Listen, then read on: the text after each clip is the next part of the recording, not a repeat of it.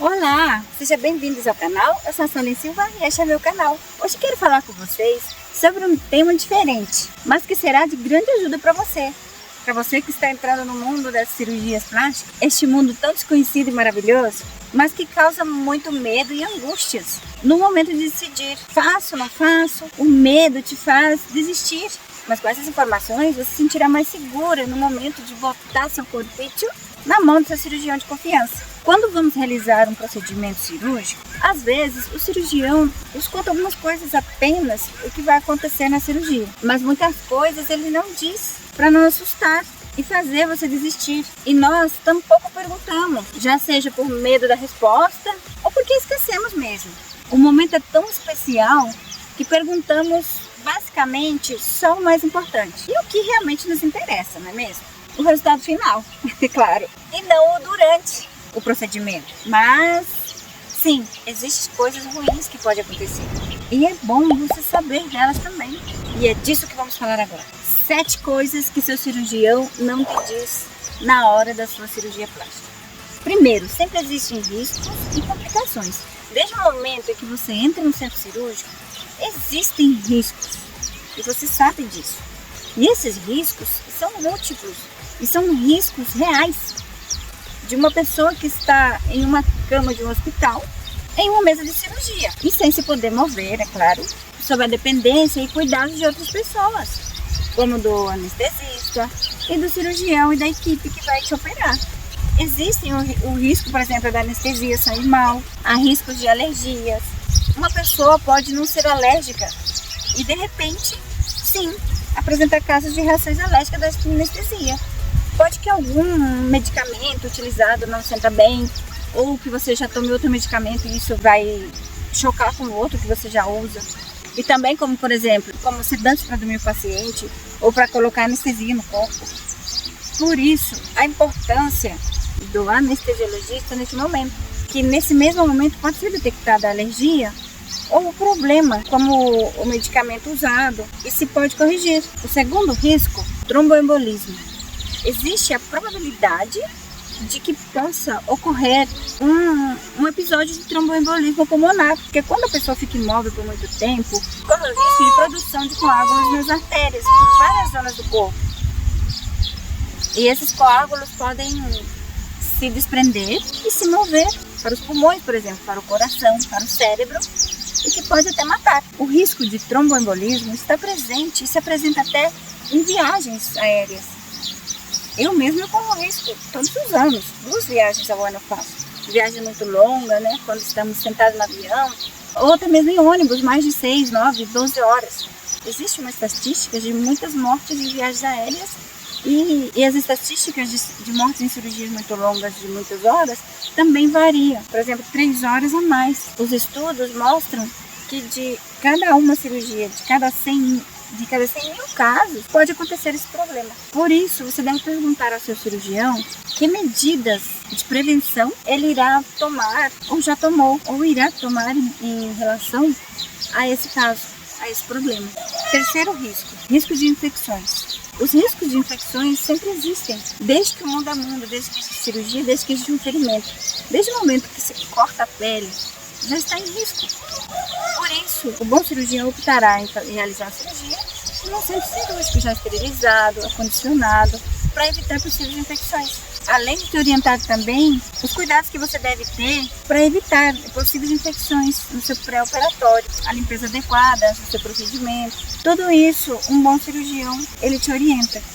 As cirurgias secundárias sempre são mais complicadas, porque, por exemplo, se você já realizou um procedimento cirúrgico, seja ele qual seja, uma rinoplastia, um lifting facial, uma liposcultura, uma abdominoplastia, e você não está contente com os resultados e quer voltar a fazer outra cirurgia de correção. Nessa cirurgia, ou depois de muitos anos que você fez uma lipo e quer voltar a repetir, ou uma rinoplastia e quer melhorar e que não ficou satisfeita com os resultados finais, certo? E sim que pode voltar a se submeter a outra cirurgia, não tem problema, mas a segunda cirurgia será um pouco mais arriscada do que a primeira. Será um pouco mais arriscada e complicada que a anterior. Pode ser que você consiga melhores resultados ou piores. Tem que explicar e conversar muito bem ao seu cirurgião, mostrar fotos, detalhes, para que ele consiga deixar como você quer. Mas mesmo assim pode ser que ele não consiga deixar exatamente como você pediu. Nesse caso, nesse momento, você tem que colocar na balança se realmente esse resultado que você não gosta, vale a pena correr o risco de operar outra vez para melhorar. Ou se conformar com esse resultado que você não gostou tanto assim. Se você fez um lifting facial, por exemplo, e ao cabo de alguns anos, você quer voltar a passar pelo mesmo procedimento, tem que ter em conta que a pele cicatriza e gruda às vezes no músculo, ao que chamamos fibrose ou aderência. Caso você repita o mesmo procedimento, os resultados talvez não serão tão satisfatórios como aquilo que você deseja alcançar. Em caso das fibroses, sempre vai estar presente em todo tipo de cirurgias. Não importa qual zona do corpo que foi operado, elas sempre vão estar aí. A fibrose, ela faz parte do pós-operatório. Quando você opera, não percebe isso, mas na hora de abrir outra vez, vai estar duro e a pele parece meio dura, não é a pele elástica como na primeira vez. Ela vai estar grudada, colada, então logo será um processo mais doloroso no início, mas que depois, com o tempo, a dor desaparece. E o cirurgião terá muito mais trabalho para descolar essa pele, né, para realizar o procedimento, porque tem que descolar toda a pele de novo, destruir a fibrose, levantar esse tecido que está agarrado ao músculo. Por isso que a cirurgia é um pouco mais difícil, mais complicada e pode apresentar mais complicações. O quarto risco é de sofrer muita dor. Sempre vai existir a dor. A dor é inerente ao cortar com uma faca, também com um papel. Quem já nos cortou com um papel? E dói pra caramba, arde, né? Quando está cozinhando e se espirra um pouco de óleo quente ou água quente, a dor é forte e a queimadura é insignificante, mas a dor é muito forte, né? Quando nos cortamos por alguma razão ou nos ferimos com um golpe, né? Batemos com um martelo, um dedo, por exemplo, ou tropeçamos, sempre há dor. Então a dor sempre vai estar presente no nosso dia a dia. E no caso das cirurgias, será cortado tecidos, pele, cartilagens e às vezes até músculos. Sempre vai gerar a dor, não tem jeito. A dor varia, pode ser forte ou fraca. Vai depender do tipo de cirurgia, do seu cirurgião plástico, dos instrumentos que são utilizados na hora da cirurgia e também do seu organismo. Tem gente que existe um umbral de dor, significa que não sentimos a intensidade da dor igual. Sempre se diz que as mulheres aguentam mais dor que os homens. Segundo os estudos científicos, né, na literatura, comprovaram que é verdade. As mulheres aguentam muito mais a dor do que os homens. Mas isso varia de pessoa a pessoa. E se fosse para colocar em uma estatística mais clara, lembrando que durante o procedimento, o paciente não vai sentir dor nenhuma. Porque está com anestesia e sedação. Mas a dor no pós-operatório, digamos que de cada 100 pessoas, 20% quase não sente nada de dor. Mas 60% sente uma dor moderada, de uma escala de 1 a 10. Dor de 4 ou 5. Já 20% sente muita dor, mesmo tomando os analgésicos para dor. Em uma escala de 1 a 10, sente uma dor de 8 a 9 de intensidade, né? E um 10 já seria uma dor de dente, por exemplo. A dor de dente aguda, aquela dor que não para, ou uma cólica renal, que é uma dor insuportável que parece que a morte é melhor, né? Quem já teve uma crise de cólica renal aqui sabe. Tem pessoas que necessitam as doses mais altas de analgésico para conter a dor, por ser muito intensa. Então, por isso que o médico ele tem as doses certas para cada pessoa. Seria necessário medicamentos intravenosos, já que o ingerido não surte efeitos, por exemplo, né? Seria um caso para quem sente muita dor, um 10. Mas a notícia boa é que a dor vai diminuindo. O pior mesmo são os primeiros 4 dias. Se você conseguiu superar os 4 dias, você conseguiu superar o pior de tudo. Depois dos 4 dias, é muito mais tranquilo. Quinto, as simulações por computador de seus resultados. Quem já foi naquele médico, ele fez aquela simulação, ficou maravilhosa. Será que as simulações do computador realmente são confiáveis? São verdadeiras? Você confiaria seu corpo em uma simulação do computador? Ela vai ficar assim, Alguns cirurgiões tiram uma foto sua e colocam no computador. E aí eles fazem uma simulação. Fazem ali um Photoshop, tá? Uma simulação do seu resultado final, do procedimento que ele supostamente vai fazer, né? Do seu corpo. Inclusive funciona como um filtro de Instagram, esse simulador. Que você mesmo pode tirar uma foto sua e fazer, né? Um Photoshop ali, colocar no aplicativo e ver esse resultado final, por exemplo. Né? Também pode fazer. O que não significa que esse resultado final será real. Alguns cirurgiões usam o aplicativo, mas tem outros que não gostam, porque o resultado não seria realmente igual. Não seria uma mudança assim real, sabe? Porque na realidade vai depender muito do tipo de pele que você tem. E também depende muito a técnica utilizada pelo cirurgião artista, é claro. Isso é como tudo. Nem todo mundo pinta quadros maravilhosos. Nem todo mundo pinta como Picasso. E assim acontece também no mundo da cirurgia plástica. Nem todos cirurgiões são artistas. Nem todos fazem as coisas com perfeição. Alguns são artistas profissionais naquilo que se dedicam. E alguns podem enganar. E no virtual são em 2 dimensões, comprimento e largura, não é? Não existe profundidade. E na cirurgia real existem 3 dimensões. Então é diferente ver o desenho em 2 dimensões e ali de uma pessoa real. É totalmente, não tem nada a ver. Então o conselho que eu te dou, segundo as minhas experiências, quando for na sua consulta, não peça simulações de antes e depois, para não se frustrar depois. Porque você vai ficar com a simulação na cabeça e logo vai culpar o cirurgião que te prometeu isso, aquilo, e ele te prometeu aquele resultado e não conseguiu cumprir, e que não foi feito, não atingiu as suas expectativas, entendeu? Então, mas peça a ele fotos de antes e depois, de casos parecidos com o seu, por exemplo, né? Ou de cirurgia que já foram realizadas por ele, para você ter uma ideia de como ele trabalha, como são os resultados de antes e depois. Eu fui um cirurgião lá em Madrid, meu Deus, é de rir, viu? Ele mostrou uma foto de uma paciente dele, um antes e depois. Era uma moça russa, né? Que ele tinha operado, supostamente operado.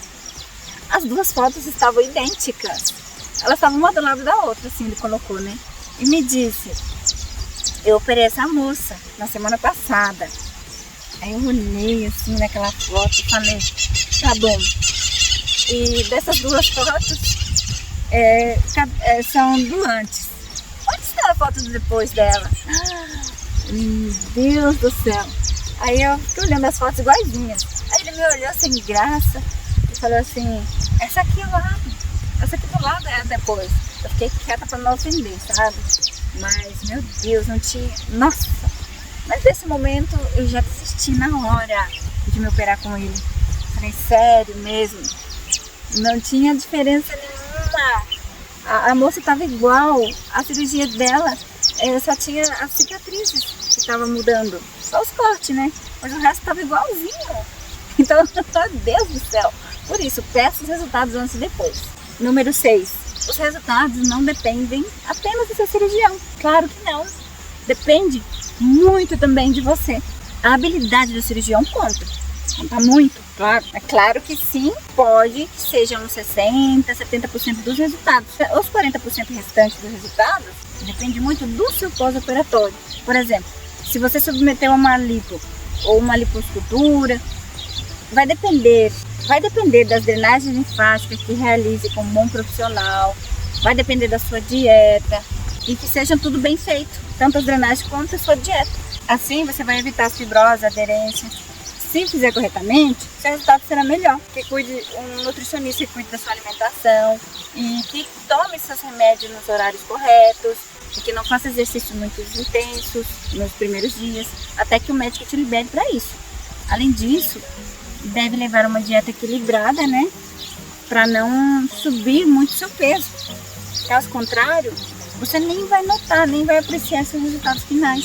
Entendeu? Bebida alcoólica, alimentação irregular. Porque devido aos inchaços, o álcool incha muito. Você só poderá ver realmente dependendo do organismo de cada pessoa. Tem gente que bebe cerveja e nem...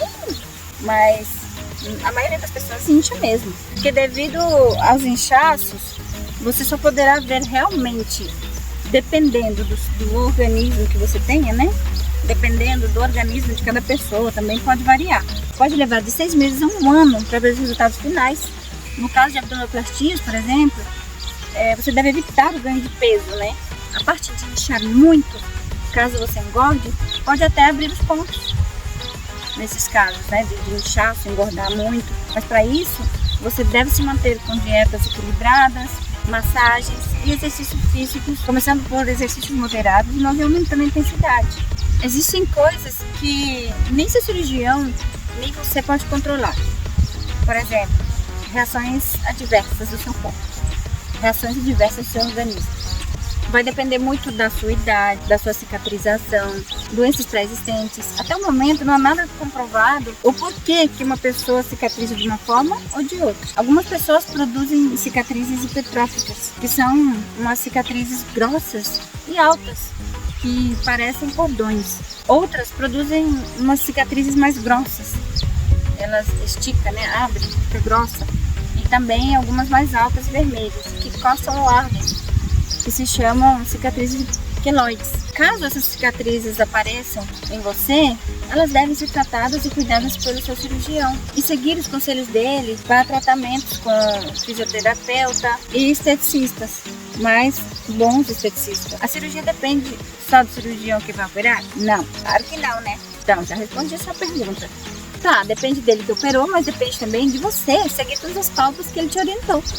E depende do profissional também qualificado que vai te atender no seu pós-operatório e os seus tratamentos. E os tratamentos realizados corretamente, certo? Entendido? Também depende do seu organismo e da sua cicatrização. Número 7. A tecnologia é perfeita? Você acha que depende da tecnologia para a sua cirurgia ficar perfeita? É certo que a tecnologia influencia em todos os campos das nossas vidas, não é verdade? Inclusive centros cirúrgicos. E com certeza ajudam, e muito, nos procedimentos cirúrgicos estéticos. Mas ainda não substituem a mão humana de um bom profissional. Dependem também se o cirurgião está capacitado ou não para usar a tecnologia. Caso não tenha recebido uma boa formação prática, poderia cometer muitos desastres, na verdade, até aprender a lidar com a tecnologia, né? Podemos mencionar uma lipoescultura, né? Até os dias de hoje, existem cirurgiões que realizam uma lipoescultura convencional, já que a qualidade da gordura não é a mesma para enxertia. Caso utilize o laser, por exemplo, né? Alguns utilizam laser para lipolaser. Isso eu te aviso que a gordura retirada não se pode reaproveitar, não se pode ser utilizada em casos de enxertos, por ser uma gordura derretida, né? Ela perdeu, matou as células dela e por isso teve morte celular. Então ela não pode ser reutilizada, como por exemplo uma lipoaspiração convencional. Nos congressos de medicina estética, todos foram comparados a lipolaser, a lipovaser e a lipo convencional. E todos dizem que os resultados são fantásticos. Isso significa que a tecnologia sim ajuda. Porém, não é tudo. Não depende apenas da tecnologia para que os profissionais atinjam resultados satisfatórios em seus pacientes.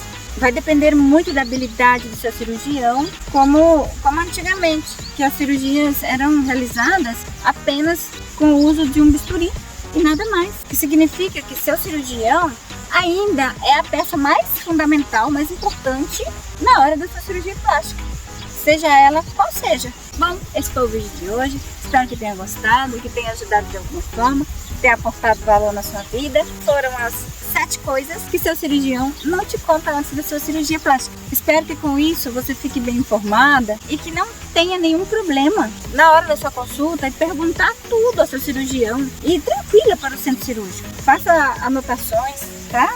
Tudo que você vai perguntar antes. E não se esqueça de se inscrever no canal, compartilhar esse vídeo e deixar um like, tá bom? E ative as notificações, que é o sininho, para sempre ser notificado, sempre ser avisado de vídeos novos do canal. Muito obrigada, um beijo, fique com Deus e até o próximo vídeo. Tchau!